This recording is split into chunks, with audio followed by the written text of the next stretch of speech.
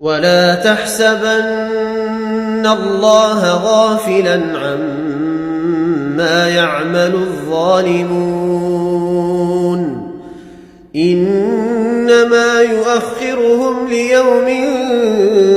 تشخص فيه الأبصار مهطعين مقنعي رؤوسهم لا يرتد إليهم طرفهم وأفئدتهم هواء وأنذر الناس يوم يأتيهم العذاب فيقول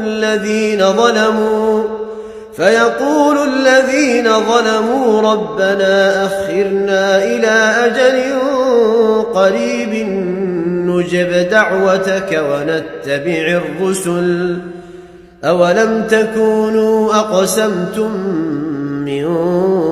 قبل ما لكم من زوال وسكنتم في مساكن الذين ظلموا أنفسهم وتبين لكم كيف فعلنا بهم وضربنا لكم الأمثال وقد مكروا مكرهم وعند الله مكرهم وإن كان مكرهم لتزول منه الجبال